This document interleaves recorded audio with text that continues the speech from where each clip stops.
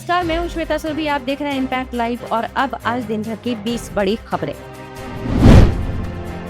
नीतीश सरकार को पटना हाईकोर्ट से लगा झटका। कोर्ट ने राज्य में आरक्षण का दायरा 65% तक बढ़ाने के आदेश को किया रद्द।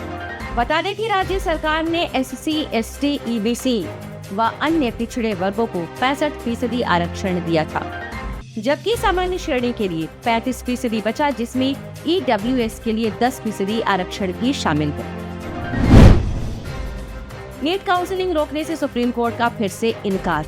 कोर्ट ने कहा कि आखिरी सुनवाई के बाद परीक्षा रद्द होती है तो काउंसलिंग भी रद्द हो जाएगी। वहीं कोर्ट ने कहा कि देश के लिए अलग अलग हाईकोर्ट में मामले की सुनवाई नहीं होगी। इस दौरान सुप्रीम कोर्ट ने केंद्र सरकार और NTA को नोटिस किया जारी। अब 8 जुलाई को होगी अगली सुनवाई। नीतीश कैबिनेट की मीटिंग के दौरान 22 अहम प्रस्तावों पर लगी मुहर। बिहार में 22 से 26 जुलाई तक चलेगा विधानमंडल का मानसून सत्र। अब मुजफ्फरपुर, गया, दरभंगा और भागलपुर में भी दौड़ेगी मेट्रो। इसके साथ ही कैबिनेट में खेल विभाग में 98 समेत विभिन्न विभागों में 545 नए पदों की सृजन की स्वीकृति दी। डिप्टी CM विजय सिन्हा ने नीट पेपर लीक मामले में किया बड़ा दावा। मास्टरमाइंड सिकंदर के लिए तेजस्वी यादव की निजी सचिव ने बुक करवाया था रूम।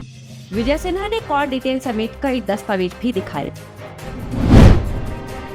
NTA के अधिकारियों के साथ शिक्षा मंत्री धर्मेंद्र प्रधान ने की मीटिंग। शिक्षा मंत्रालय ने कहा UGC नेट की दोबारा परीक्षा जल्द होगी। इससे पहले कांग्रेस के student wing national student union of India ने नीट और UGC नेट मुद्दों पर दिल्ली में केंद्रीय शिक्षा मंत्री धर्मेंद्र प्रधान के आवास के बाहर विरोध प्रदर्शन किया।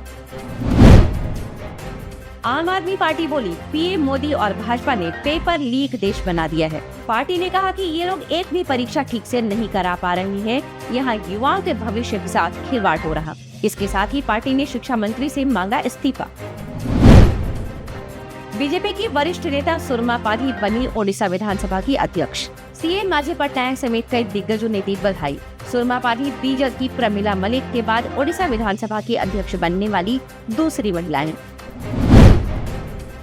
रुपौली उपचुनाव में RJD कैंडिडेट बीमा भारती मुश्किल में। उनके पति अवनीश मंडल और पुत्र राजा कुमार की तलाश में पुलिस की छापेमारी तेज।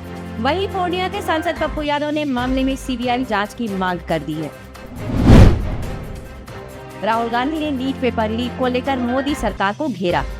उन्होंने कहा कि PM मोदी ने 2 देशों के बीच युद्ध रुकवा दिए, लेकिन पेपर लीक नहीं रोक पाए। राहुल गांधी ने कहा कि देश के एजुकेशन सिस्टम को सुनियोजित तरीके से कब्जे में कर लिया गया, इसलिए इस पर रोक लगानी होगी। JDU सांसद देवेश चंद्र ठाकुर ने यादव मुस्लिम वाले बयान पर दी सफाई। उन्होंने कहा कि मेरे बयान को तोड़ मरोड़ कर पेश किया गया। देवेश चंद्र ठाकुर बोले कि वे पहले भी सभी का काम करते थे और आगे भी करते रहेंगे। गिरिराज सिंह बोले, नीट पेपर लीक में तेजस्वी यादव का हाथ। उन्होंने कहा कि घोटाला RJD के DNA में है। उन्होंने कहा कि नीट पेपर लीक में यह साफ हो गया कि तेजस्वी यादव के सहयोगी ने कमरा बुक कराया। बिहार में 65% आरक्षण का कानून रद्द करने को RJD के मनोज झा ने बताया दुर्भाग्यपूर्ण। उन्होंने कहा कि तेजस्वी यादव ने CM नीतीश से आग्रह किया था कि इस कानून को संविधान की 9वीं अनुसूची में शामिल करवाइए। मनोज झा ने कहा कि मामले में कोर्ट में सभी याचिका दायर करने वालों का संबंध BJP से है। राजद की 2 दिवसीय बैठक शुरू। मीसा भारती को मिल सकती बड़ी जिम्मेदारी। बैठक में बिहार के विधानसभा के 5 सीटों पर होने वाले उपचुनाव के लिए भी बनेगी रणनीति। आगामी विधानसभा चुनाव पर भी हो सकता है मंथन। काराकाट में NDA महागठबंधन को जोरदार चुनौती देने के बाद पवन सिंह पूरे एक्शन में। उन्होंने औरंगाबाद छात्रा मामले में पीड़ित परिवार से मुलाकात की। पवन सिंह ने कहा कि न्याय दिलाने के लिए अंतिम सांस तक लड़ेंगे। भारत के पूर्व तेज गेंदबाज डेविड जॉनसन का निधन। पुलिस सूत्रों ने बताया कि क्रिकेटर की मौत एक इमारत की 4थी मंजिल से गिरने से हुई है। BCCI सचिव जय शाह ने कहा कि खेल में उनके योगदान को हमेशा याद रखा जाएगा।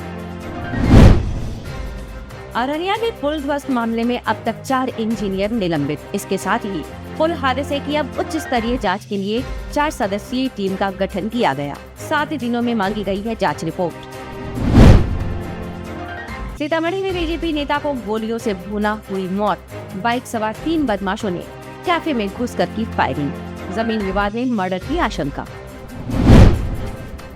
नवादा में एक ही परिवार की 3 महिलाओं की संदेहास्पद मौत, तीनों की घर में मिली लाशें, बेची थी 15 लाख की जमीन, पुलिस जांच में जुटी। तमिलनाडु में जहरीली शराब का कहर, यहाँ इसके कारण अब तक 34 लोगों की मौत हो गई, जबकि 100 से अधिक लोग अस्पताल में भर्ती। CM SK. स्टालिन ने प्रत्येक मृतक के परिवार को 10 लाख रुपए और इलाज करा रहे लोगों को 50,000 रुपए देने का ऐलान किया। बिहार में मानसून ने दी दस्तक, 9 दिन से एक ही जगह टिका था, अब बिहार के 10 जिलों में पसरा। किशनगंज और पूर्णिया समेत कई जिलों में अच्छी बारिश। मानसून के आते ही बिहार के शहरों को हीट वेव से मिली निजात। तो ये थी आज दिन भर की 20 बड़ी खबरें। ऐसी तमाम खबरों के लिए बने रहिए इम्पैक्ट लाइव ब्यूरो न्यूज के साथ। Thank you.